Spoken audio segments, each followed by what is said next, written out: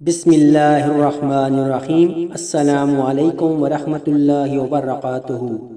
ایک مالدار شخص کے دو بیٹوں کا قصہ۔ ابو حفص سمرقندی رحمۃ اللہ تعالی علیہ اپنی کتاب رونق المجالس میں لکھتے ہیں کہ بلخ میں ایک تاجر تھا جو بہت زیادہ مالدار تھا۔ اس کا انتقال ہوا۔ اس کے دو بیٹے تھے۔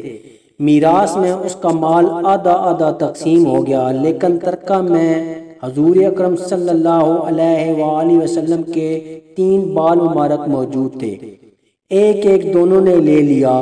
تیسرے بال کے متعلق بڑے بھائی نے کہا کہ اس کو آدھا آدھا کر لیں۔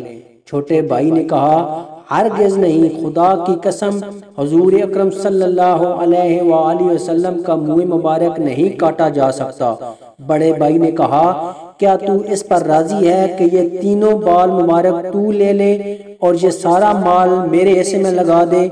چھوٹا بھائی خوشی سے راضی ہو گیا۔ بڑے بھائی نے سارا مال لے لیا اور چھوٹے بھائی نے تینوں منہ مبارک لے لیے۔ وہ ان کو اپنی جیب میں ہر وقت رکھتا اور بار بار نکالتا، ان کی زیارت کرتا اور درود شریف پڑھتا رہتا۔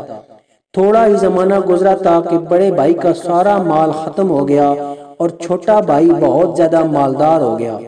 جب اس چھوٹے بھائی کی وفات ہوئی تو صلحاء میں سے بعض نے حضور اقدس صلی اللہ علیہ وآلہ وسلم کی خواب میں زیارت کی۔ حضور اقدس صلی اللہ علیہ وآلہ وسلم نے ارشاد فرمایا کہ جس کسی کو کوئی ضرورت ہو اس کی قبر کے پاس بیٹھ کر اللہ تعالی سے دعا کیا کرے۔ نزہۃ المجالس میں بھی یہ قصہ مختصر نقل کیا ہے، لیکن اتنا اس میں اضافہ ہے کہ بڑا بھائی جس نے سارا مال لے لیا تھا بعد میں فقیر ہو گیا، تو اس نے حضور اکرم صلی اللہ علیہ وآلہ وسلم کی خواب میں زیارت کی اور حضور اکرم صلی اللہ علیہ وآلہ وسلم سے اپنے فقر و فاقہ کی شکایت کی۔ حضور اکرم صلی اللہ علیہ وآلہ وسلم نے خواب میں فرمایا او معروم، تو نے میرے بالوں میں بے رغبتی کی اور تیرے بھائی نے ان کو لے لیا۔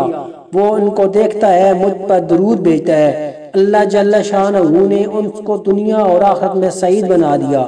جب اس کی آنکھ کھلی تو آ کر چھوٹے بھائی کے خادموں میں داخل ہو گیا۔